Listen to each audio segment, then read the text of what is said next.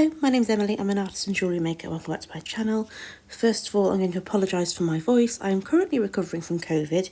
As you'll see at the end of this vlog, I did in fact get COVID once again and I have been rather poorly with it, but I am feeling a lot better, if sounding still a bit rough. But I really wanted to get the studio vlog up, so I thought now my voice actually has a volume and I'm not spluttering every 2 minutes, I thought it'd be best to get started on this voiceover. So in this vlog, I make lots and lots and lots of stuff, but more excitingly, we get to see the shop in which my makes will actually be sold in, an actual brick and mortar shop with walls. I'm very excited.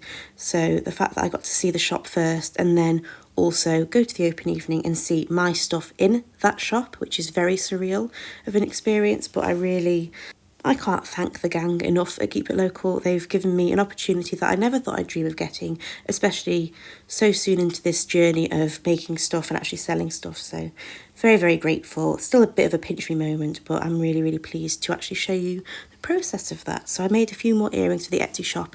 While I had a bit more downtime, I'd made most of the makes for the shop, so I thought I would make some stuff that I've been wanting to make for a while for the Etsy shop. I was just waiting to deliver all the stock that I've made to Keep It Local, so I thought I'd use that time to make some stuff that had been playing on my mind for a bit. But then naturally the bug started again and I wanted to make some stuff as well that I knew was going to end up being sold in other shops as well. So more of like backup plans, so if things do sell out, I've got some stock ready for replacements, not necessarily the same stock, new stock, and some stock that I think would be quite popular based on what people like from my stock in terms of online sales and things. So wanted to make some more interlocks, and so the green gingham very much became a part of that. If in doubt, always add more gingham, if you ask me. And then it was time to actually see the shop and hand in the stock, and this is all a bit of a behind the scenes situation. But already then I was seriously taken aback. The way that it looks is everything that you would want for a local business selling local businesses stock, and it definitely sticks to the roots of being in Stoke-on-Trent and Longton specifically. I mean, I knew they'd worked bloody hard, but oh my goodness, it was so wonderful to see. Even it being empty was still breathtaking.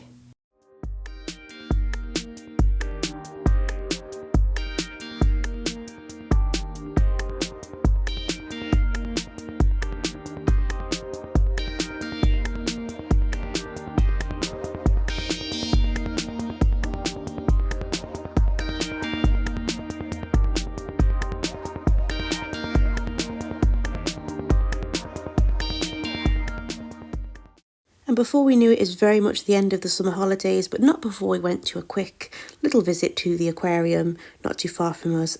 This little yellowfish very much appealed to me. He looked very happy and he was just roaming around in his own little world. Very much aspired to be as chill and as happy as this little chap. He's just free, minding his own business, just very unfazed by the world, and I would like that as an anxious being. I would very much like to be more unfazed with the world. Definitely don't be fooled by these sparkly guys with cute little faces. They are in fact piranhas and will rip the flesh off your face.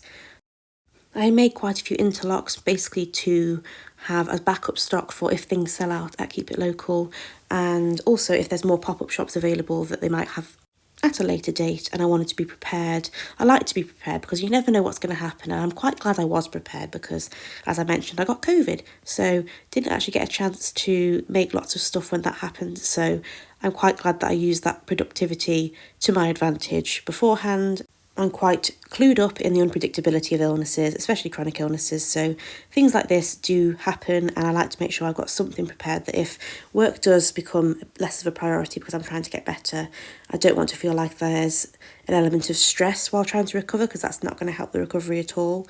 I'd rather make sure that I've done as much as I possibly can when I could, but then when I can't do anything, I know I've at least tried my best, and so the guilt demons go away. We got to have a little celebration of the shop opening with all the makers that made this shop come together with all the stock, and it was such a lovely evening. It was very hot. We had a little bit of a heat wave while the event was on, so having so many people in that shop, it was boiling, but it was such a wonderful evening. Everyone was so kind and lovely, and seeing how many people were just in it together in this community of small business appreciation and whatnot, it was just really wonderful. Also got to see my work buddy. I say work buddy because I'm often watching her studio vlogs while I work. Sammy, Peach and Mimi, the actual washi tape queen. I love all of her washi tapes. I'm actually running low, so I do need to make an order of more of her washi tapes because they are absolutely incredible. I think the thing I liked most about this shop was that there really was something for everyone, and there was stuff for all budgets as well. As it was quite a busy event and there was lots of people there, it was quite nice to actually then come back from the event and speak to people on Instagram and see other people's businesses and actually get to know the people behind the business and listen to their stories and stuff. It was really nice to actually connect with people online as well, so we all had that magical community feeling from the night, but it was extended into other days afterwards as well. It was really special. The most surreal part of the night, and probably the highlight, was actually seeing my stuff with everyone else's stuff, and it made me feel a bit more, I don't know, like my hard work had been validated. My business is in fact a real business.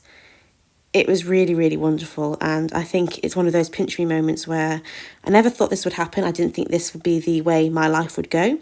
No one predicts getting poorly and having to U-turn their life at all. But I never thought after that I would feel this level of contentment in a more success or, I don't know, professional way, because I didn't know what I was going to do after. I didn't think that this would be even an option. So to have my hard work that I've just made in my studio or in bed when I've been poorly or just as something to pass the time when I've not felt great, it's a full circle moment knowing that that stuff is now actually available to be purchased by the public.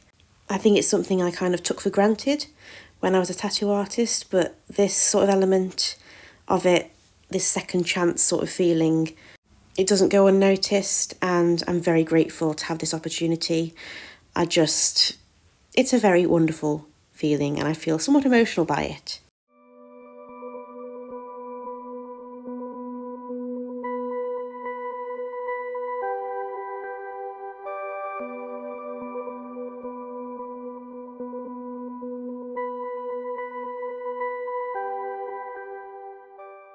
I'm just going to have a little bit of a rant.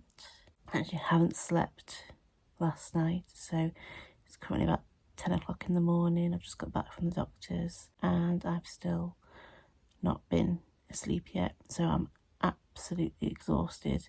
At the same doctor's appointment I asked about my pain.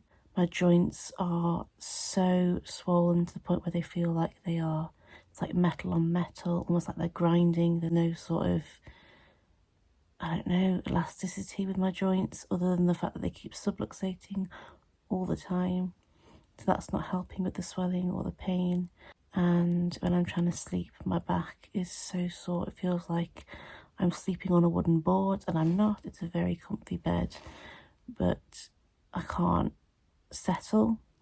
And it's not just my mind, it's like my body won't settle, which is quite difficult because obviously with these conditions, rest is very important, and I can't rest when I'm not sleeping, and I need to recover and repair, but I can't do that when I'm awake, but I also can't sleep, so that's quite difficult. They've suggested another antidepressant to try, but I'm actually really well suited with the antidepressant I'm on at the minute that I'm kind of hesitant to try something else, especially because I am quite sensitive to withdrawal. I've come off 2 medications in the past year, and both withdrawals are quite a unpleasant experience, to say the least. So I'm not overly fond of the idea of putting my body through that again. Not something I particularly would like to try, but it's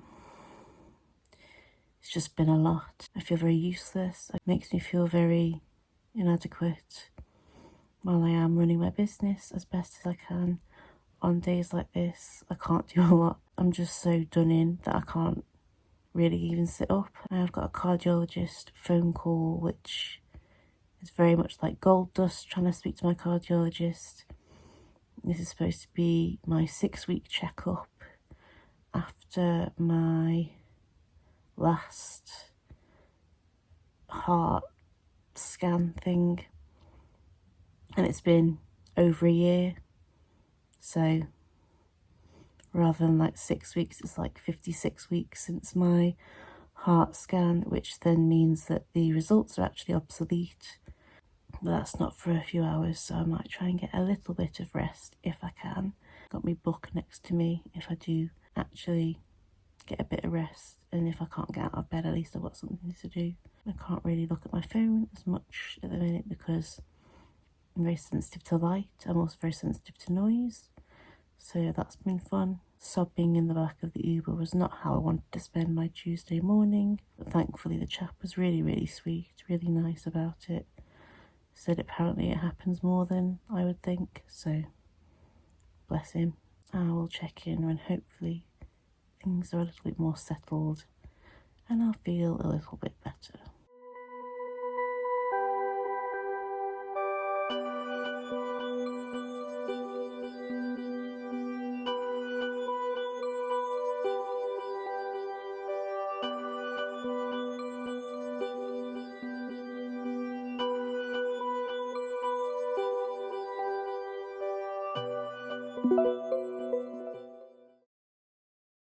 And thankfully I did start feeling a little bit better and used that to my advantage to get some work done when I felt up to it, and then rested as and when I could when the flare-up was getting a bit too much.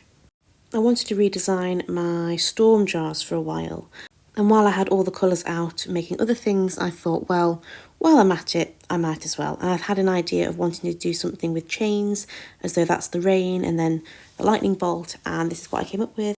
I'm not one to toot my own horn, but toot toot, rather proud of these. It was a very weird end of the month. It became very autumnal very quickly. The rain absolutely poured for days on end.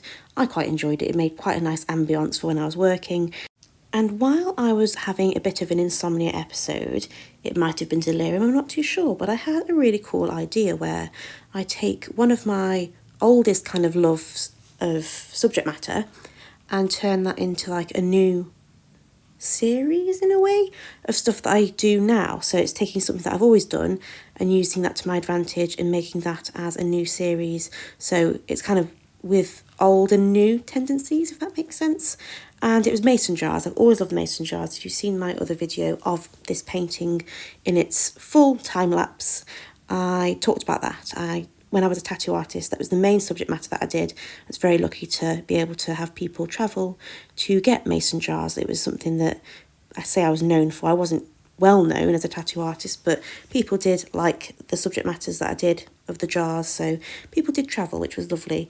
And I thought I'd use that as a subject matter, like an inspiration, and then with that do something that I'm actually really into now, which is mixed media work and using traditional media like gouache and things, and having that as like a base idea and then taking an old idea as well. I've always been a huge lover of like the master artists, an example of this being Monet, and this is what inspired this painting. This was Monet's Water Lilies with the bridge, and I wanted to do my own kind of rendition of that, but heavily inspired by the mark makings of Monet. And then I wanted to do more and more of these, so I'm actually in the process of doing a Van Gogh, which you'll see at the end of this video, and I thought it'd be a really interesting concept to see how my old style meets the new style and how different they may be, but equally gives me the same amount of joy, but just a different sort of joy because it's what I'm more familiar with at the minute, and it's finding new loves in things that you never really expected. And I'm really pleased that it gave me that new spark that I haven't had for a while in terms of traditional media. I've always felt very, overwhelmed for a while with what to do, and this was really much needed. And it was all going so well, and then the bungalow was hit with COVID. My partner's a school teacher, so went to school and felt a bit grotty, and then came home and was just really poorly. So we got some tests and he was positive, and I was a bit concerned that then obviously that would mean I would get it because of my immune system not being the best. I was a little bit worried, but I did end up getting it, and oh my goodness, I was unaware of how ill I would feel the second time round. The first time round I had it about a year ago, and I did feel very ill, but I didn't really know what to expect, and I think that in a way made me feel a bit better because I wasn't aware of how bad I could get, that kind of naivety definitely helped, but this time around I knew how poorly I was going to feel, and it was really, really bad. I was fine for the first couple of days. I just had a very, very high temperature, went hot and cold constantly, was sweating but shivering, wasn't ideal. And then within like I think it was day 5, the cough started, and the cough was so painful. My sternum felt so inflamed. I really struggled to breathe, especially at night. I kept gasping. I couldn't quite get the breath that I needed. It was quite scary, but I'm pleased to report that I'm actually feeling a lot better now. The cough is still very much there, but I can speak now. I did a test a couple of days ago and it was still positive, but I'm going to do a test in another day or so and just check where I'm at. But I do feel a lot better now. I feel a bit more alive, just still coughing a bit, but again, any improvement is improvement. I'll take it. When I say the minute I could be somewhat vertical without feeling dizzy, I ran into the office. I say ran. I am not the most agile ever, but I hobbled to the office and I just wanted to paint and started another one of those jars. I wanted to do a Van Gogh jar. Van Gogh is one of my favourites. And I wanted to do the cypress tree because that's one that I really enjoy. I love the colour palette. It's not one of his as commonly known for in terms of like Starry Night and sunflowers. I just love how fresh the colour palette is, and that's what I needed at the minute. Recovering from COVID, I needed fresh.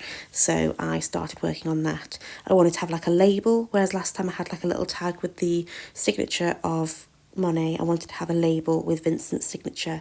So it was still same but different, and it was just so lovely to get the paints out again and actually feel inspired and have this idea that I've been having for a while and not having the energy or ability to do that. It means that I've had more ideas, and I've had so many painting ideas for this series. I don't think I'll ever finish this series by the amount of artists I'd like to do in a jar, but that being said, you'll be updated as and when things are being done. I'll post them on my Instagram. Speaking of which, I have somewhat redone my Instagram. Having COVID made me feel very inspired to redo certain things, and I wanted to have a feed that I felt fed my inspiration a bit more. The other feed that I had, as much as I felt like it showcased the products without much distraction, I did feel like it was quite limiting, and I really enjoyed the creative side of product photography and wanted to work on that as well. So I've taken a few more pictures recently that really I feel capture what I enjoy from other people's feeds that really inspire me, and I'm really pleased that that sort of feed is now reminiscent in mine, and I'm really enjoying that. And I think at the end of the day, it's how I showcase my art is equally for me as other people. I like to see my artwork in a way that I feel inspired and feel proud of, and I do feel like that now, which is lovely. Instagram is linked below, and if you fancy having a look and a nosy or a follow, feel free. But my loves, that is the end of this video. I really hope you enjoyed this video. If you like this video or like me, please do subscribe to my channel. I would love to have you here and join me on all of my arty endeavours. It's so lovely to share this journey of being stocked in a brick and mortar shop. I know I keep going on about it, but I'm still kind of coming to terms with it myself. And it's lovely to have that process of development on my channel and documenting that and sharing it with you. I'm really, really pleased about it. But if there's anything you'd like to see as well, do let me know. Leave them in the comments with any suggestions you'd like to see from this channel. You are the audience, and I'd like to make videos that you'd really enjoy watching as well as I really enjoy creating. So do let me know. If you are local to the Longton area, there is a link in the description box of the address of the Keep It Local shop. Do pop in if you can. It's a wonderful place filled with creativity and the passion for small businesses. If that sounds like your cup of tea, go ahead and have a nosy. My website, Etsy shop and whatnot are all linked below in the description box along with my Instagrams. If you want more behind the scenes stuff or just like to know what I'm up to making, that'd be lovely to have you there as well. But I'm going to go. I'm desperate for a drink. I've been talking way too long and I would like some hydration. I really hope you enjoyed this video and I hope you have a truly magical rest of your day. Please stay safe out there and I'll see you in the next one. Bye!